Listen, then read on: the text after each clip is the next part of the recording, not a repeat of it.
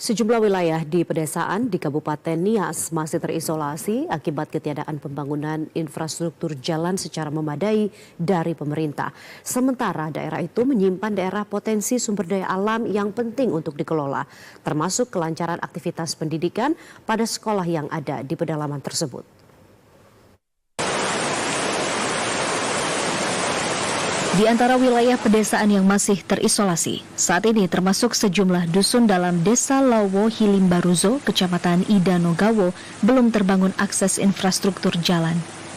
Khususnya Dusun 2 dan Dusun 3 yang terdapat banyak hunian dan rumah penduduk, termasuk adanya Sekolah Dasar Negeri 078481 Ulu Naai Hiligoo yang baru viral karena seringnya guru tidak hadir mengajar di sana.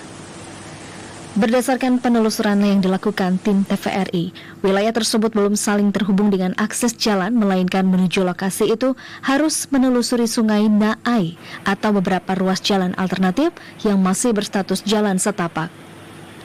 Daerah yang cukup terisolasi ini berada di jarak 10 km lebih dari pusat Kecamatan Idanogawo.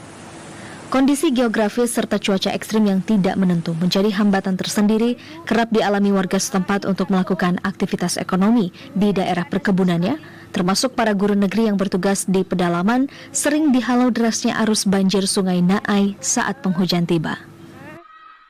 Yang sebenarnya yang kami harapkan dengan kalau misalnya terbangunnya akses jalan ini, ya itu adalah salah satu harapan daripada kami sebagai tenaga pendidik dan begitu juga dengan masyarakat di sini, sehingga proses belajarnya KBM dapat berjalan dengan lancar. Ya, memang ada alternatif jalan lain, tetapi sama saja resikonya pun kalau lewat di sana ada dua resikonya, yaitu motor kita dan kalau misalnya kita jatuh, ya bisa kita bahaya.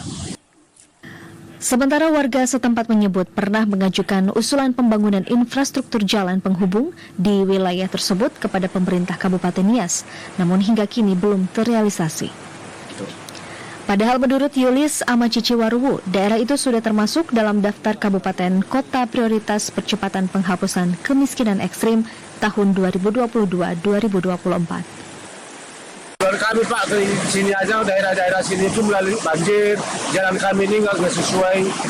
Tengok kayak guru-guru kita ini kan jalannya masa-masa kecil anak sekolah, itu payah menjalan kayak gini Pak, banjir.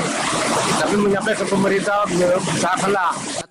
Warga juga berharap sudah seharusnya pemerintah Kabupaten Nias segera lakukan prioritas pembangunan dan peningkatan badan jalan ke lokasi itu, guna memperlancar aktivitas ekonomi masyarakat serta lancarnya kegiatan urusan pendidikan calon generasi emas pada pelosok negeri itu. Aliasa Telaumbanua, TVRI Sumatera Utara melaporkan.